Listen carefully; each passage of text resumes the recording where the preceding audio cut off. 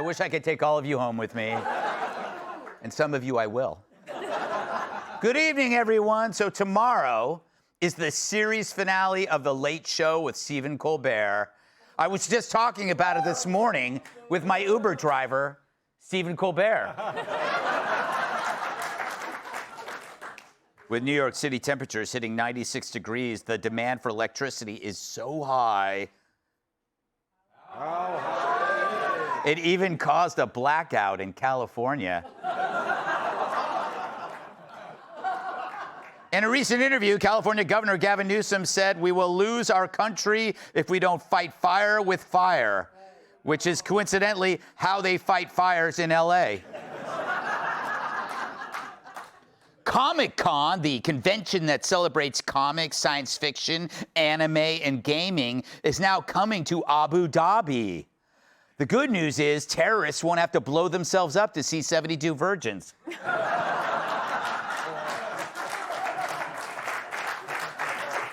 Only us can joke about that. Hot dog eating champ Joey Chestnut just pleaded guilty to misdemeanor battery. But he shouldn't worry. In prison, who's going to be more popular than the guy who can swallow 70 hot dogs?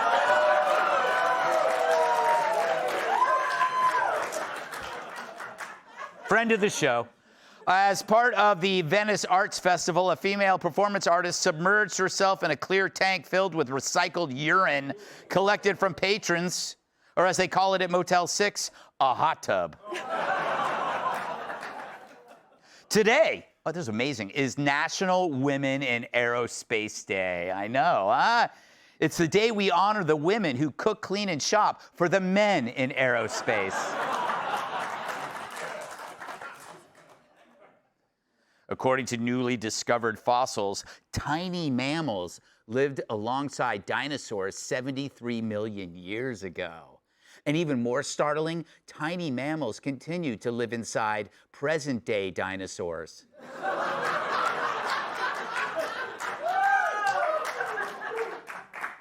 And finally, a customer bought a bag of lettuce from an Australian grocery store and discovered a live frog inside. Joy Behar said, "That's disgusting. Who eats lettuce?"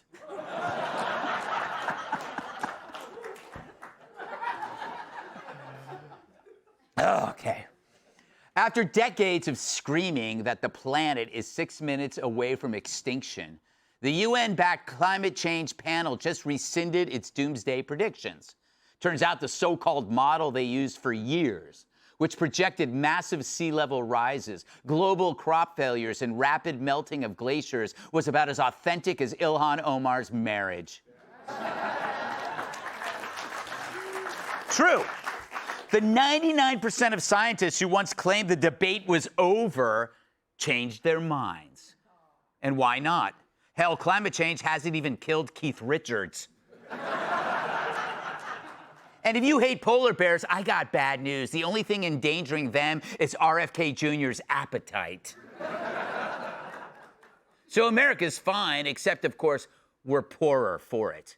Because we paid for the fake fear by the billions. So where did it go? We can see where most fraud is now, California, Minneapolis, Ohio. But what about this? Who got paid? Was it all the people who told us that by 2025, Miami would be Atlantis, children would bike to school in scuba gear, and Irish people would burst into flames at the beach? Al Gore got rich predicting the Earth would become a rotisserie chicken by now. But where is he now? Talk about extinct. The last time I saw him, I had a soul patch. Those were the days. In reality, climate hysteria has been the greatest white-collar scam since Columbia House offered me 12 CDs for a penny.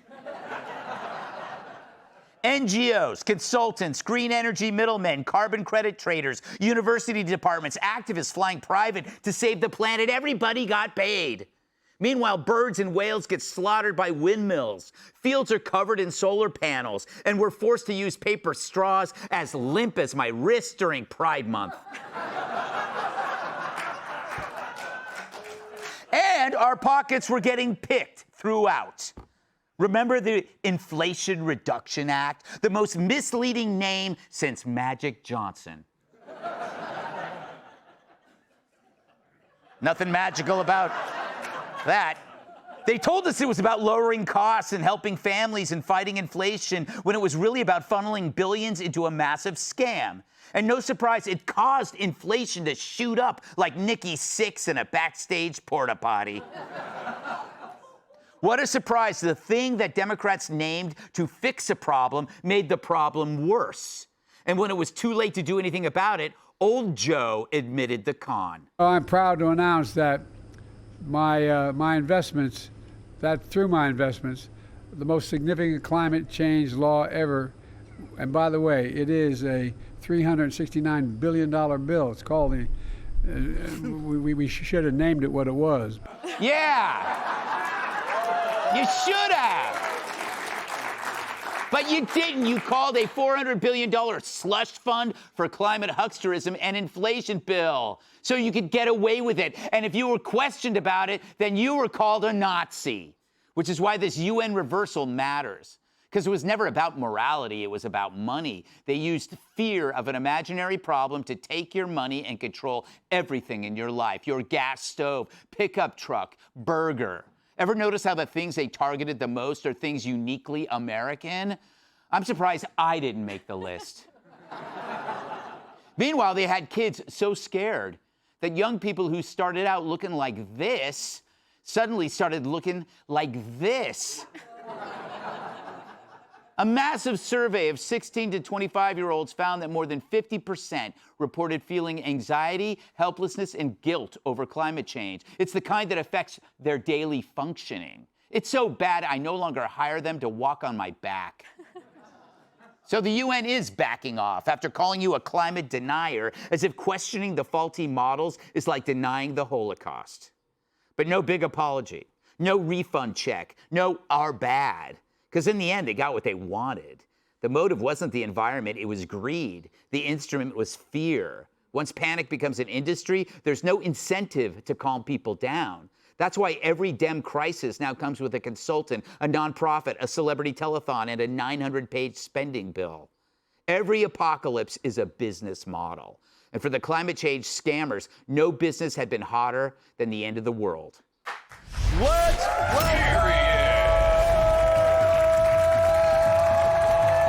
Tonight's guest. He's so well-mannered, he fills up his gas tank for carjackers. Fox News contributor Tom Shalhoub. He always asks police sketch artists to draw him in the nude. Fox News contributor Paul Morrow.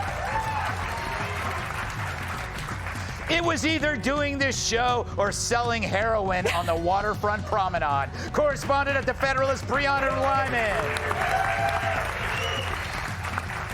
And he once lifted a car off an elderly woman who then tried to bang him. Former NWA World Champion and host of the Planet Howard podcast, Cyrus.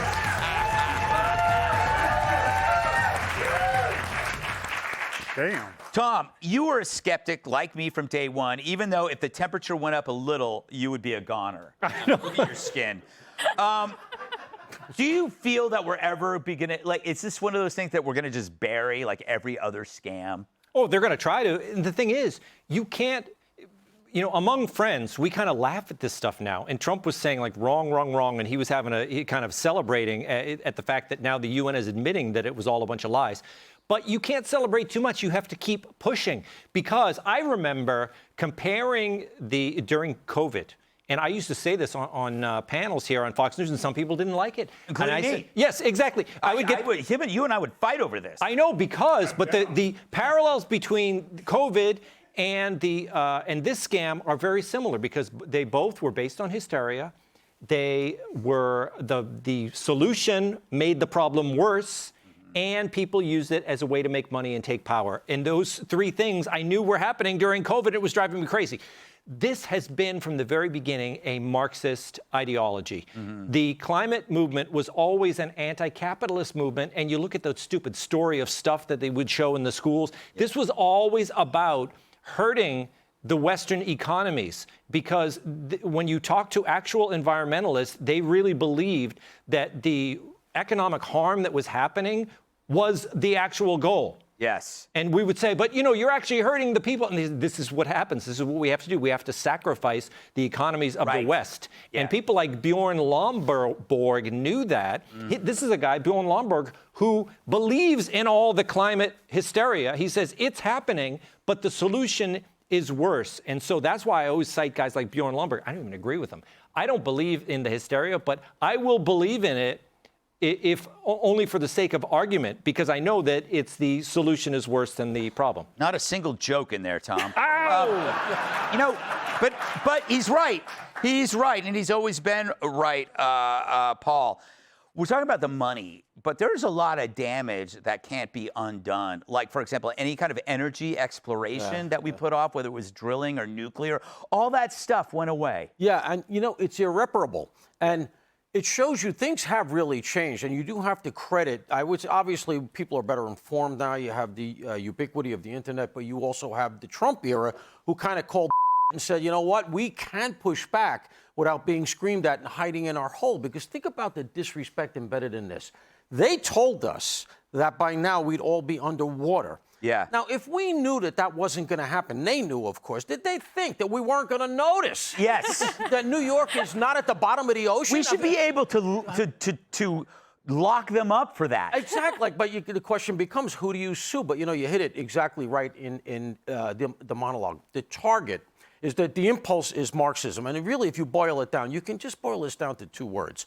America bad. Mm-hmm. That's it. That's all this is. Anything that pushes American exceptionalism, where we distance ourselves from the rest of the world, has to be undermined. So as a result, things that are pure Americana, a pickup truck, a big car, data centers, things, a barbecue, right? We're coming into the summer, right? So, just a summer barbecue for, what is that song? Cold beer on a Saturday night. I'm singing country music songs. Where are you, Paul? But that stuff is so pure Americana, and that's the stuff they have to go at. And what it really comes down to, that's the same impulse behind why we have to have no border. Mm-hmm. All the stuff that we've heard about relative to bringing in just migrants in massive numbers, because everybody has to be this big, squishy middle. There can be no exceptionalism, and the whole world has to sound more like the Yale faculty lounge. Mm-hmm. Otherwise, we're all evil. And that's really the impulse here. America bad. That's what this was all about, and they want the power. Brianna, thank you. See, I just said your name. I think the good news, and Paul kind of hits on this, okay, we will never fall for anything again. I think the COVID thing, the climate change, it's like we have no reason to believe anybody, but also we have stuff like X. Like if it wasn't for Musk buying X, we'd still be dealing with this, all of this. Oh, 100%. It has been the last probably, 5 years since COVID that people woke up and said, I'm not going to go along with this anymore. And Paul, to your point that America bad is the momentum behind the climate change push, it was. And you know how we know this? Because China is responsible for a third of the world's emissions. Did you ever hear the activists going after China? In fact, when Donald Trump went after China, what did they do? That's mean. Let's give them all their money back. Yeah. They don't go after India. In fact, they're like, let's send all of our jobs there. So they never actually cared about the climate. And it's interesting. Why is the UN coming out and saying this now? I know. Politico has reported that Democrats think that the climate change message is so politically toxic and detrimental, it's going to hurt them in the midterms. And why will it hurt them in the midterms? Places like New Jersey, gas prices, energy prices, up $500 for American families. So they're backing off this because they want to win an election. This has nothing to do, Greg, to your point, with the climate. It has everything to do with their electoral prospects. Wow. Taurus, aren't you a little bitter like me that we on a daily basis, Greg? We're like the only people that never came up with a scam. No, I didn't we come up did, with just trans. nothing stuck. It just... Like I want to, if I go to jail, I want to be trans. I want a cause that I can take everybody's money. I don't know. All the jokes about women, I think women's prison would be worse for you. No, it's the climate con. And there should be arrest. And especially politicians like Al Gore and all these individuals who got all this grant money, they should have to pay it back. Yeah. They come after you, get an extra buck on your taxes, the IRS will come get that dollar plus time served or what. So that would be a great thing. And we're forgetting about a group that was persecuted to no end, besmirched, reputations ruined forever. And I'm talking about bovine Americans. Yes. The cows were. Yeah. That's the proper woke term, bovine Americans. Otherwise, Cows and bulls being judged on their flatulence. You know, like, how fair is that? You go from this thing that grazed and jumped over the moon, and now you're just farting the earth to destruction? That's terrible. Like, they need a PR guy or a lawyer on behalf of bovine Americans everywhere. They need a handwritten apology. yeah, they need. AOC said bovine were going to have us all dead by 2015.